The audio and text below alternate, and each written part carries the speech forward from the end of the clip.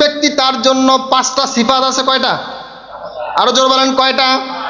5টা সিফাতের কথা আল্লাহ রাব্বুল আলামিন বললেন যে বান্দা তোমরা যদি কেউ মুমিন হতে চাও, পূর্ণ মুমিন হতে চাও, নামের মুমিন নয় কামের মুমিন হতে চাও, তাহলে তোমার ভেতরে 5টা গুণ নিয়ে আসতে হবে। জোর বলেন কয়টা?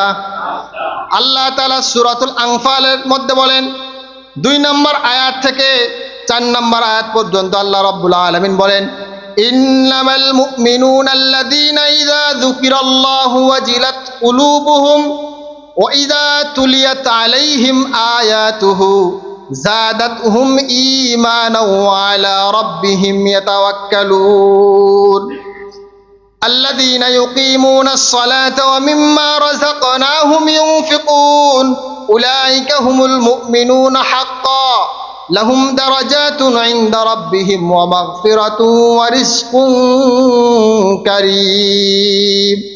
আল্লাহ তাআলা এই 2 আয়াতের মধ্যে 5টা মুমিনের সিফাতের কথা বলেছেন। 1 নম্বর আল্লাহ তাআলা বলেন ইন্নামাল মুমিনুন, যারা মুমিন হবে, নিজেকে মুমিন হিসেবে দাবি করবে।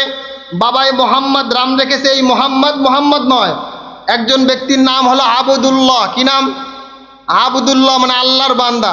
এ আল্লাহর বান্দা জীবনে নামাজে আসে না, এ আল্লাহর বান্দা রোজার সময় রোজা রাখে না। আচ্ছা বলেন তো এর নাম কি আসলে আব্দুল্লাহ? কথা বলেন, আসলে আব্দুল্লাহ না, বলেন এর আগে একটা শব্দ বাড়াইয়া দিয়েন, ওরা আজ থেকে ডাকবেন খালি আব্দুল্লাহ। কি আব্দুল্লাহ? খালি আব্দুল্লাহ, মানে সে আব্দুল্লাহ নাম কিন্তু খালি, নামের কাম নাই। একজনের নাম আব্দুর রহমান, কত সুন্দর নাম, বাবা আকিকা করে রাইখে দিছে, কিন্তু বেচারার কিচ্ছু নাই, নামাজ নাই, রোজা নাই, হজ নাই, জাকাত নাই। আবার নামের শুরুতে আব্দুর রহমান লিখলেও হয় না, আবার লেখে কেউ যদি ভুলে আব্দুর রহমান লিখে ফেলে বলে কি শুরুতে মোহাম্মদটা লাগায়া দেন, মোহাম্মদটা লাগায়া দেন, কিন্তু নামাজ কালাম নাই। আল্লাহ বলতেছেন বান্দা এই মুমিন নয়, ইন্নামাল মুমিনুন, প্রকৃত মুমিন যদি হতে চাও তাহলে তোমাকে 5টা গুণে গুণান্বিত হবে। 1 নাম্বার ইযা যুকিরাল্লাহ ওয়াজিলাত কুলুবুহুম, 1 নাম্বার তোমাকে যখন আল্লাহ তাআলার জিকির স্মরণ করা হবে, আল্লাহ তাআলার কথা তোমার ভেতরে যখন জ্ঞাপন করা হবে, আল্লাহ তাআলার কথা যখন তোমাকে বলা হবে, তোমার অন্তরটারে কেঁপে উঠতে হবে, তোমার অন্তরটারে নাড়া দিতে হবে, তোমার অন্তরের ভেতরে আল্লাহ তাআলার চিন্তা ফিকির আসতে হবে। এটা তোমার 1 নাম্বার তোমার গুণ হতে হবে যদি মুমিন হতে চাও। আজকে আপনি দেখেন আপনাকে কতবার নামাজের কথা বলা হয়, কতবার কোরআনুল কারীমের তেলাওয়াতের কথা বলা হয়, কতবার ভালো কাজের আদেশ দেওয়া হয়, খারাপ কাজ থেকে নিষেধ করা হয়, দিনের পর দিন বয়ান হয়, কিন্তু আজ পর্যন্ত মুসল্লি বাড়তিছে? কথা বলেন, মুসল্লি বাড়তিছে না। নামাজে মুসল্লি বাড়তিছে না কমতিছে? কথা বলেন, বাড়তিছে না কমতিছে? কমতিছে।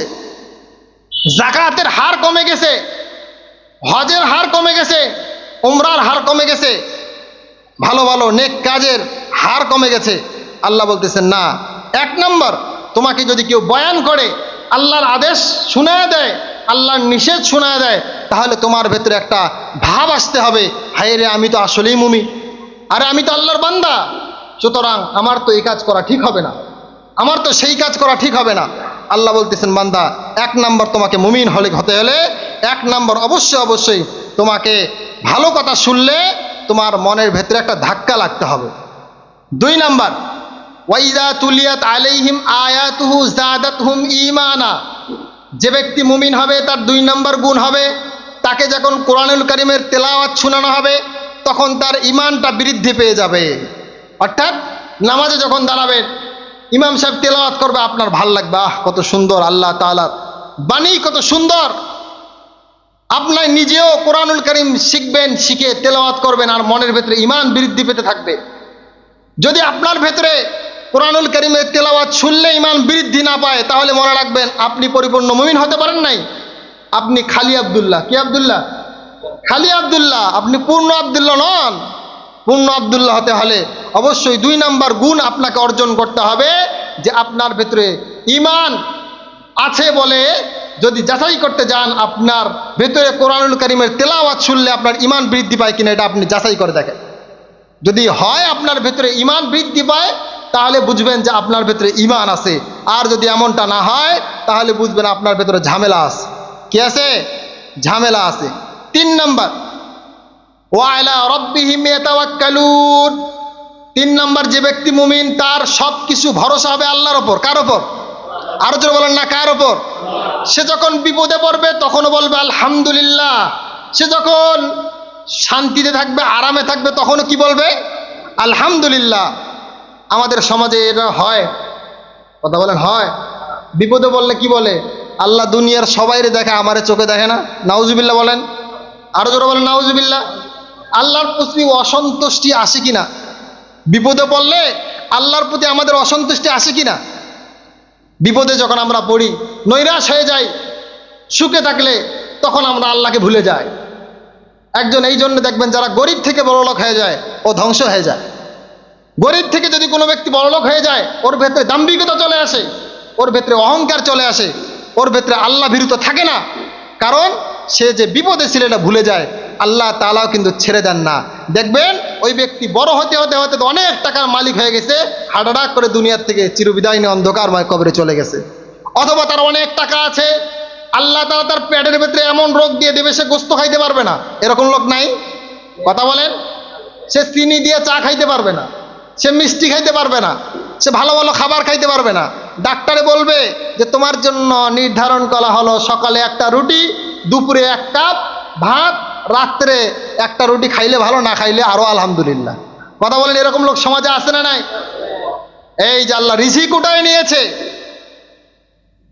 কেউ কেউ আছে যে আল্লাহ পরীক্ষার জন্য, আবার কেউ কেউ আছে আল্লাহ দাম্ভিকতা করে, আল্লাহর সঙ্গে যখন অহংকার প্রদর্শন করে, আল্লাহর ওপর তাওয়াক্কুল যখন তার ঠিক থাকে না, তখন আল্লাহ বলে দাঁড়াও মফিস, খুব বাইরে গেছো, আল্লাহ বাস ডাক্তারের খালি একটা প্রেসক্রিপশন, আপনার খাওয়া বন্ধ।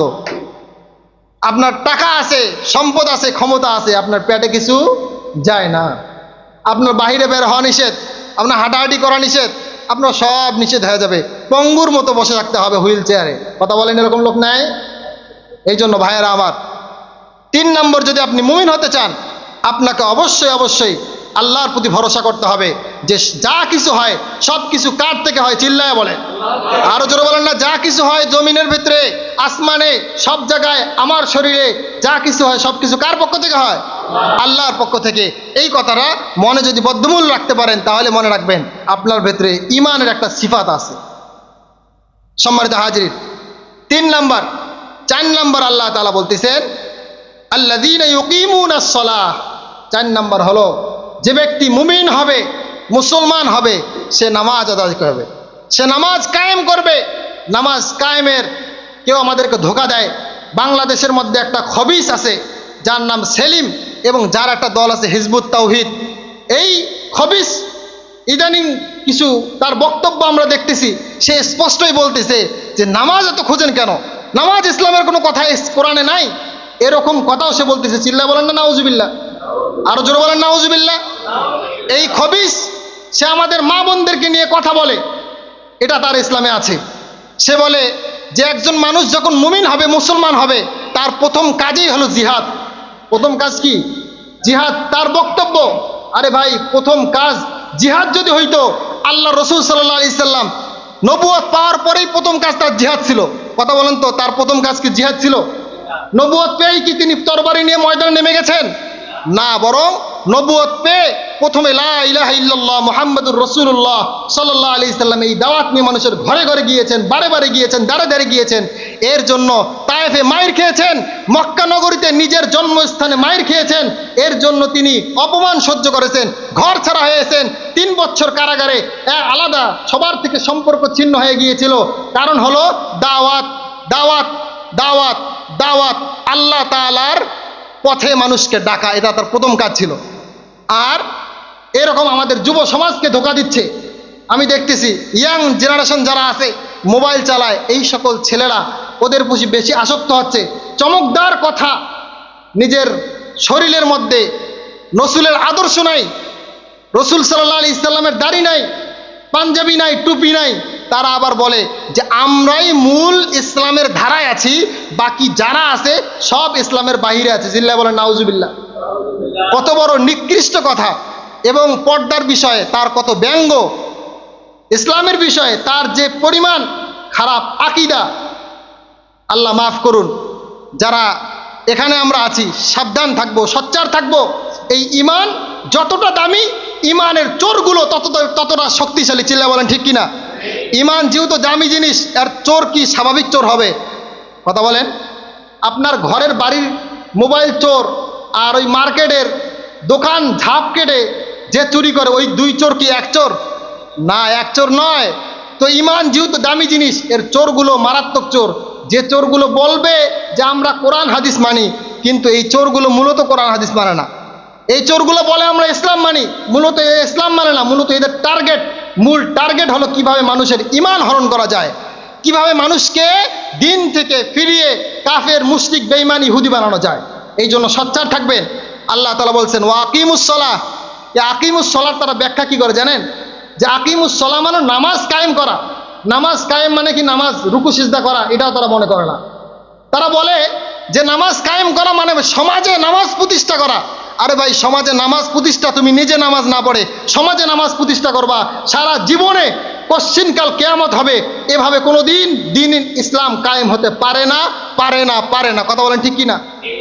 সম্মানিত হাজির, তাদের ধোঁকা হলো নামাজ কায়েম করা। এক ব্যক্তির সঙ্গে আমার কথা হয়েছে, সে স্পষ্ট আমাকে বলেছে যে নামাজ পড়ে কি করব, দাওয়াত তাবলীগের কাজ করে কি করব, যদি সমাজে ইসলামী হুকুমত কায়েম না হয়। আরে নিজে ঠিক হন, তাহলে ইনশাল্লাহ একদিন ইসলামী হুকুমত কায়েম হবে ইনশাল্লাহ। এর জন্য আমাদের দোয়া থাকবে, এর জন্য আমাদের চেষ্টা থাকবে। কিন্তু নিজে যদি ঠিক না হয়, এভাবে কি ইসলাম কায়েম সম্ভব? কথা বলেন, ইসলাম কায়েম সম্ভব? বোকার স্বর্গে বাস করা ছাড়া ভিন্ন কোনো পথ পন্থা নাই। সম্মানিত হাজিরিন, আমি জেনেছি এই মসজিদের মধ্যে তাবলীগ জামাত এসছে। আমি আপনাদেরকে আগেও এর জন্য উদ্বুদ্ধ করেছি, আজকেও উদ্বুদ্ধ করতেছি। আপনারা জানেন যে আমাদের এখানে এমন কোনো বিষয় নিয়ে আলোচনা হয় না এই মসজিদ থেকে, আমার জানা নাই গঙ্গাচড়ায় অন্য কোনো মসজিদ থেকে প্রত্যেকটা বিষয় পাই টু পাই কোরআন হাদিস থেকে আলোচনা হয় কিনা আমার জানা নাই। তবে আমি আপনাদেরকে বলি, ইতিপূর্বে আমাদের মদ এবং জুয়া সম্পর্কে আলোচনা হয়েছে। আপনি যদি গিয়ে মদখোরকে বলেন যে বাবা এগুলা খাস না, বলবে আসছে সুফি মশাই। হ্যাঁ, নিজে ভালো কাজ করিস না, আবার আমারে আসছে কি ভালো কথা বলার জন্য। যে নামাজ পড়ে না, আপনি তাকে নামাজের দাওয়াত দেন, সে আপনাকে ব্যঙ্গ করবে, সে আপনাকে ধমক দিবে। এই জন্য যারা তাবলীগে আসছে, যারা ওলামায়ে কেরাম আছে, বিভিন্ন মাদ্রাসা হুজুররা আছে, আপনারা তাদের সঙ্গে যোগাযোগ করবেন। তাদের মাধ্যমে যারা নামাজ পড়ে না তাদের বাড়ির সামনে নিয়ে যাবেন, গিয়ে বলবেন যে একটু দাওয়াত দেন। উনি কথা বললে আল্লাহ হিদায়াত দান করবে ইনশাআল্লাহ। আপনি শুধুমাত্র পথটা দেখায় দেন, তাদেরকে নিয়ে গিয়ে মানুষের বাড়িতে গিয়ে নামাজি লোক বানানোর চেষ্টা করেন। এই মসজিদে যদি নামাজ লোক বেড়ে যায়, বাকি যত অপকর্ম আছে ইনশাআল্লাহ সেগুলো অটোমেটিক কমে যাবে ইনশাআল্লাহ। সম্মানিত হাজিরিন, এই জন্য বলতেছিলাম মুমিনের সিফাত 4 নম্বর কি? নামাজ আদায় করা। নামাজ কি করা? নামাজ কায়েম করা, অর্থাৎ হলো আদ্দু বিহুকুকিহা। আদ্দু বিহুকুকিহা। নামাজ কায়েমের অর্থ হলো নামাজের যেসব হক আছে, অর্থাৎ রুকুটা সুন্দরভাবে করা, সিজদাটা সুন্দরভাবে করা, তাকবীরে তাহরিমা সুন্দরভাবে বাঁধা, এই নামাজের হক যতগুলো আছে এই হকগুলো আদায় করে নামাজ পড়ার নাম হলো নামাজ কায়েম করা। শুধুমাত্র একটা রাজনীতি করে আপনি 2 দিনে নিজে নামাজ না পড়ে, নিজের ভিতরে ইসলাম না থেকে আপনি শুধুমাত্র হঠাৎ ইসলাম সারা পৃথিবীর মধ্যে কায়েম হবে এমনটা সম্ভব নয়। নিজেকে ইসলামের উপর আসতে হবে, নামাজ আদায় করতে হবে, এরপরে দোয়া করতে হবে, চেষ্টা করতে হবে। আমরা চাই যে বাংলাদেশের মধ্যে নয়, সারা পৃথিবীর মধ্যে ইনশাআল্লাহ অতি শীঘ্র ইসলামী হুকুমত কায়েম হয়ে যাবে ইনশাআল্লাহ। আর জোরে বলেন ইনশাআল্লাহ। সম্মানিত হাজিরিন, 5 নম্বর মুমিনের গুণ হলো অমিম্মা রাযাকনাহুম ইউনফিকুন। মুমিন ব্যক্তিকে আল্লাহ তাআলা বলেন, যারা মুমিন নিজেকে দাবি করতে চাও, আমি আল্লাহ তাআলা তোমাকে যে সম্পদ দিয়েছি, আমি আল্লাহ তাআলা তোমাকে যে টাকা দিয়েছি, পয়সা দিয়েছি, ব্যবসা দিয়েছি, এই ব্যবসা আমার ব্যবসা থেকে, তোমার মাল থেকে আমার রাস্তায় তুমি খরচ করো। এটা হলো মুমিনের 5 নম্বর বৈশিষ্ট্য।